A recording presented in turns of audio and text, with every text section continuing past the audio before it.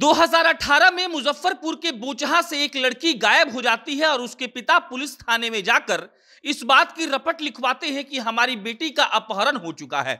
Police वाले 2018 में इस बात का एफआईआर दर्ज करते हैं कि फल्ला बाबू की बेटी गायब हो चुकी है और इसका अपहरण हो गया है। और अभी साल 2023 में एक ऐसा खुलासा हुआ है जिसको सुनकर आप दंग भी रह जाएंगे और आप खुश भी हो जाएंगे। वो लड़की पुलिस वालों को मिल गई है। वो लड़की अभी दिल्ली में है और वो लड़की दिल्ली पुलिस में कांस्टेबल के पद पर भर्ती भी हो गई है। पुलिस वाले 2018 में जिस लड़की को ढूंढ रहे थे और जिन पुलिस वालों को और उस लड़की के माता पिता को लग रहा था कि लड़की गायब हो गई है और उसका अपहरण हो गया है, वो लड़की सकुशल दिल्ली पुलिस में भर्ती हो चुकी है। फिलहाल कांस्टेबल के पद पर चयनित भी हो गई है और वो फिलहाल ट्रेनिंग कर रही है। लेकिन माजरा इतना भर नहीं है। आखिर ये कैसे हो गया कि एक लड़की घर से गायब हो गई?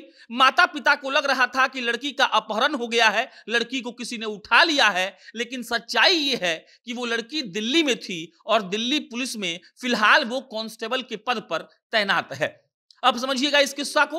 वो लड़की कहती है अपने रामाशंकर जी को, जो कि इसके इन्वेस्टिगेटिंग ऑफिसर हैं, कि देखिए मेरे माता पिता मेरी शादी करने वाले थे, हम चाहते थे कि मेरी शादी नहीं हो, हम अपने माता पिता को कह रहे थे कि मेरी शादी मत करिए, लेकिन वो लोग इस बात को लेकर तैयार नहीं थे। उनको इस बात की हड़बड़ी थी कि मेरे हाथ जल्द से जल्द पीले कर दिए जाएं। मेरे लाख समझाने के बाद भी मेरे माता पिता मेरी एक नहीं सुन रहे थे और हमको पढ़ लिख कर कुछ बनना था, कुछ अफसर कुछ अधिकारी बनना था, इसीलिए हम घर से भाग गए।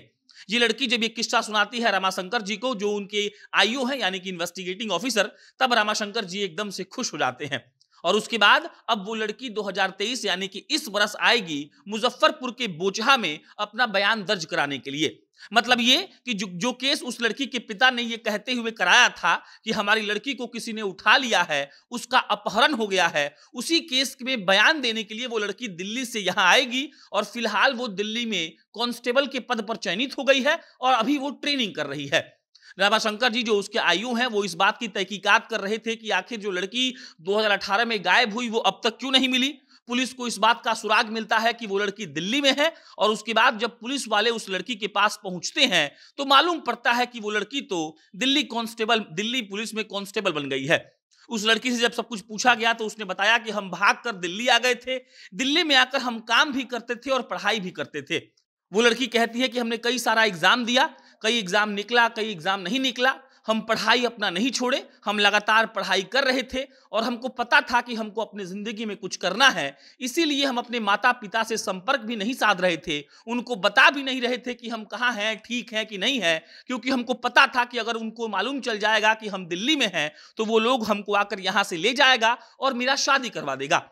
वो लड़की 2018 में मुजफ्फरपुर के बोचहा से भागकर दिल्ली पहुंचती है और दिल्ली में पढ़ाई करने लगती है, अलग अलग विषयों का कोचिंग करने लगती है, अलग अलग एग्जाम का तैयारी करने लगती है और अलग अलग एग्जाम का फॉर्म भरकर एग्जाम भी देने लगती है। और अंततः अब इस वर्ष वो लड़की का चयन हो गया है दिल्ली पुलिस में और दिल्ली पुलिस में वो कांस्टेबल के पद पर तैनात हो गई है। अब वो लड़की मुजफ्फरपुर आकर बयान देगी और बताएगी कि उसका अपहरण नहीं हुआ था, बकायदा वो घर से इसीलिए भाग गई थी क्योंकि उसके माता पिता उस पर शादी का प्रेशर बना रहे थे। आप समझिएगा इस बात को। हमारे देश में, हमारे समाज में, हमारे गांव में, हमारे जिले में कई दफा हमने ऐसे देखा है कि लड़कियां या लड़कों का प्रेशर बनाकर उनका शादी कर दिया जाता है। ज्यादातर ये केस लड़कियों के साथ होता है और कई लड़कियां जो अपने जीवन में कुछ करना चाहती हैं वो कुछ नहीं कर पाती हैं। और ये लड़की एक तरीके से इस बात के लिए मिसाल बन गई है कि अगर कोई लड़की कहे कि मेरी शादी मत करिए, मुझे काम करना है, मुझे पढ़ाई करनी है, मुझे अफसर बनना है, तो माता पिता को कम से कम रोकना नहीं चाहिए।